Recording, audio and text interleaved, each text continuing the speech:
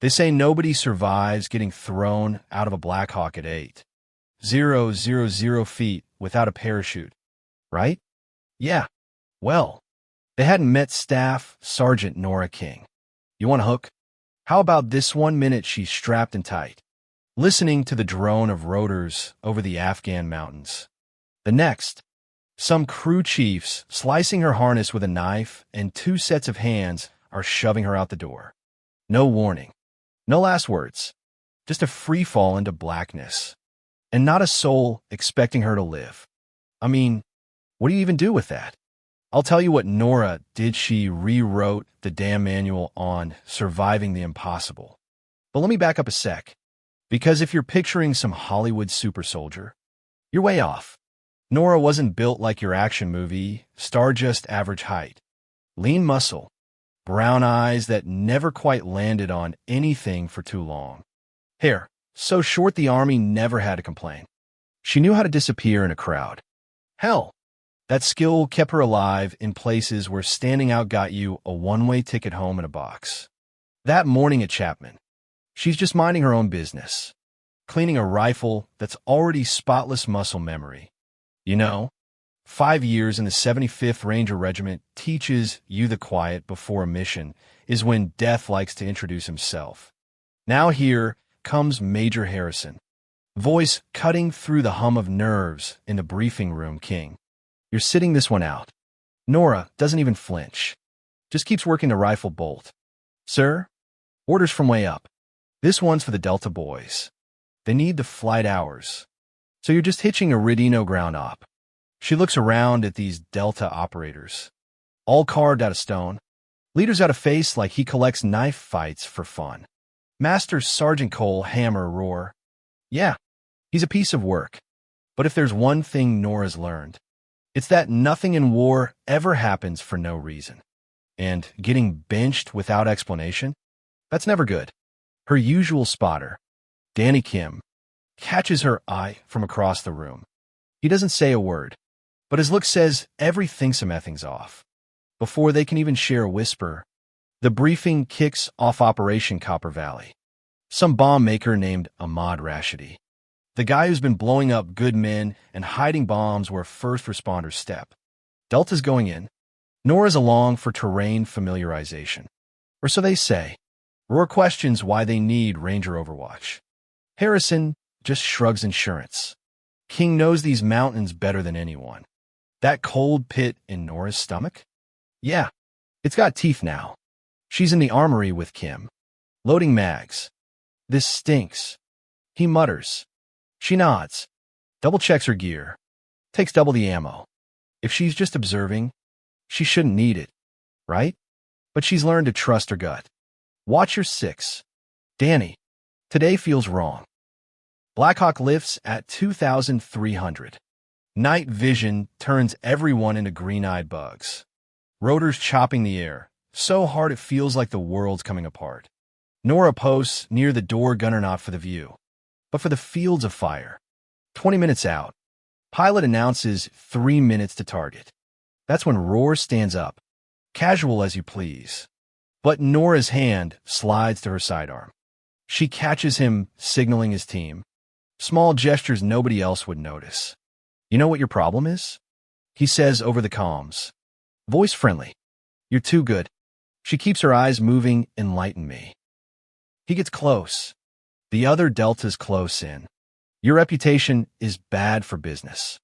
Rashidi's willing to pay for anyone who clears obstacles. You, King, are the biggest obstacle in these mountains. It clicks. This isn't a mission. It's an execution. How much? She asks. Buying time. 50 grand each. Plus bonuses. Nothing personal. You're just too effective. Knife flashes. Harness slices. And before she can react, they're lifting her up, shoving her out the door. The wind's screaming in her ears. World spinning at terminal velocity. Most people would die screaming. Not Nora. First priority. Orient spread arms and legs. Stable arch. Second, spot the river, the only thing softer than rock at the bottom of this fall. Third, angle track for the Corino River. Hit at just the right pitch or she'll break every bone anyway. All this in less than a minute. Memory of Ranger School flashes. It's not about being tough. It's about being smart. Physics doesn't care about your feelings. 5 seconds left. She shifts vertical. Feet first. 45-degree angle. Toes pointed. Praise the river's deep enough. Impacts like being beaten by invisible hammers. She hits the water. Plunges deep. Vision whites out. Then black. Then white again. She's alive. But every nerve is on fire. Shoulders dislocated. Ribs probably broken. Something in her knee pops. But she's breathing. And that's enough. Current drags her downstream. She claws at rocks until she finally hauls herself onto a gravel bar. Coughing up water and blood. Blackhawk's rotors fade in the distant sesh a quarter-mile from where she hit. Hidden under trees.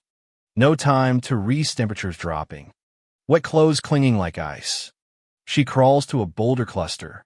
Fumbles through her kit for an emergency blanket. No fire smoke's a death sentence.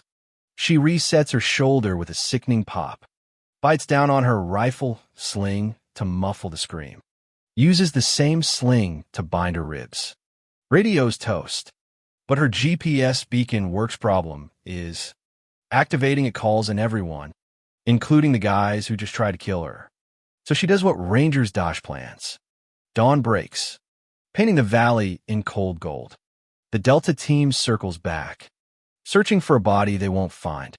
Nora's moved twice, ignoring the pain, watching them from a shallow cave.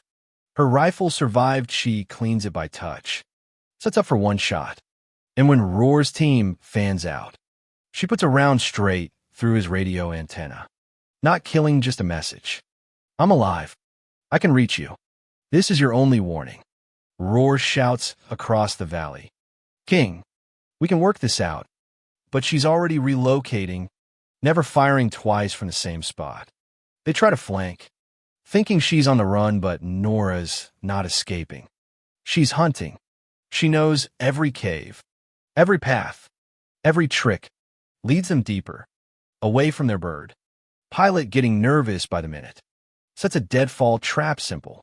Brutal, just like local hunters use. One Delta dodges, but snaps his ankle going down a slope. Now they're 4, and the odds get better for Nora every hour. Night falls again, cold and unforgiving. The Delta's camp near water, rookie mistake. Water means noise, and it means she can get close. At 0300, she salvages an old Taliban radio, batteries, and, most important, the digital recorder she always carries. Listens in on their comms. Sanitize and extract. They're told military talk for killing witnesses. But she's got an ace up her sleeviest sat phone in a hidden cache, 2 kilometers past their camp. To reach it, she'll have to go right through them. For most people, that's impossible. For Nora, it's Tuesday. She belly crawls through their perimeter, so slow the motion sensors don't pick her up. Passes close enough to Briggs to see his breath. Throws a rock to distract him. Slips by. Gets to camp. She could kill them all in their sleep. But she's after justice, not revenge. Uses Roarsat phone to send a coded message to Kim coordinates. Situation, and where to find a recording she's leaving behind. On her way out, Roar wakes. She puts a knife through his hand. Not fatal, but enough to send the camp into chaos. She vanishes into the night. By dawn, she's at the cache. Calls Kim, record this. Tells him everything. Helicopters thunder inch, fires a flare. Challenges the world to come and get her.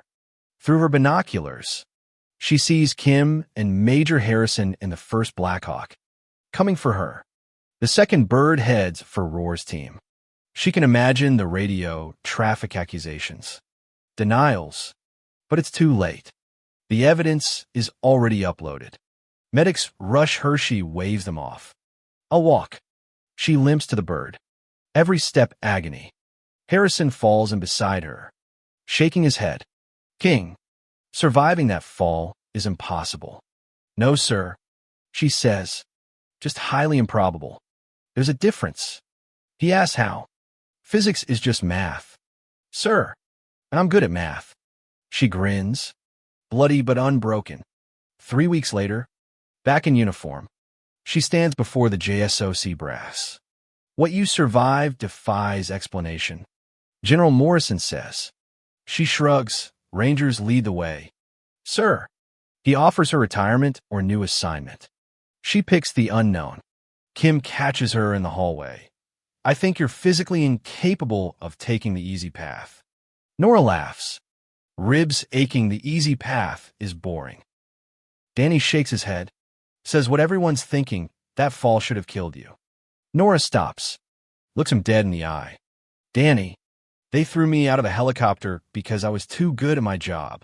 They betrayed everything we stand for out of greed. The fall didn't kill me because I refused to let betrayal be the end of my story. She walks away, a little stronger with every step. Rangers don't quit. We don't quit when we're tired. We don't quit when we're hurt. And we sure as hell don't quit when someone throws us out of a helicopter. What do? We survive. We adapt. We overcome. And we make them regret ever thinking we were just another problem to eliminate. So tell me, have you ever been in a spot where everyone expected you to fail only to prove that survival is about mindset, not luck? What would you do if the very people meant to protect you turned on you? Could you find the will to survive an 8,000 foot fall without a parachute? Drop your thoughts in the comments, because we read every single one. If this story reminded you that the human spirit is harder to kill than the human body, hit that like button, subscribe for more wild tales, and share with someone who needs to hear that falling isn't failing, it's just another shot to prove what you're made of. And remember, Rangers lead the way, even if that way is straight down. See you in the next one.